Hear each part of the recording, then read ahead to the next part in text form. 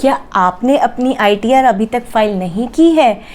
क्या आपने ITR file करने की ड्यू डेट मिस कर दी है? अगर हाँ फ्रेंड्स, तो क्या अब आप अपनी ITR फ़ाइल कर सकते हैं? जानने के लिए वीडियो को लास्ट तक ज़रूर देखें और अगर मेरी वीडियो पसंद आए तो वीडियो को लाइक करें और चैनल को सब्सक्राइब करें। जय जिनेंद्र फ्रेंड्स, मैं CA करिश्मा जैन।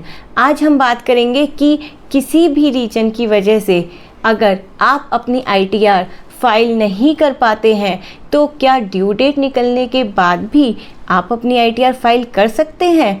जी हाँ फ्रेंड्स, आप ड्यू डेट निकलने के बाद भी अपनी ITR को फ़ाइल कर सकते हैं, लेकिन उसके कुछ नुकसान होते हैं दोस्तों, और उस पर कुछ लेट फ़ीस की पेमेंट भी आपको करनी पड़ती है।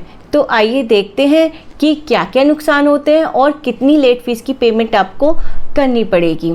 तो सबसे पहले तो हम बात करेंगे फ्रेंड्स कि अगर आप अपनी ITR ड्यू डेट तक फ़ाइल नहीं कर पाते हैं तो आप आफ्टर ड्यू डेट भी उसे फ़ाइल कर सकते हैं। ऐसी रिटर्न को बिलेटेड रिटर्न कहते हैं दोस्तों।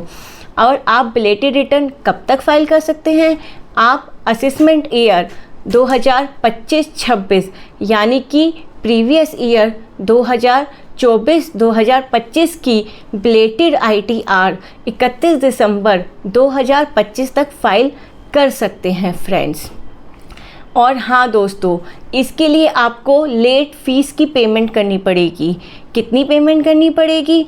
अगर आपकी टोटल इनकम 5 लाख से कम है तो आपको 1000 की लेट फ़ीस की पेमेंट करनी पड़ेगी, और अगर इनकम 5 लाख से ज़्यादा की है तो आपको 5000 रुपये की लेट फ़ीस की पेमेंट करनी पड़ेगी। और एक बात और दोस्तों, आपको यह लेट फ़ीस की पेमेंट ITR फ़ाइल करने से पहले ही करनी पड़ेगी, यानी कि पहले आप लेट फ़ीस पेमेंट करेंगे, उसके बाद ही आपकी ITR फ़ाइल हो पाएगी दोस्तों।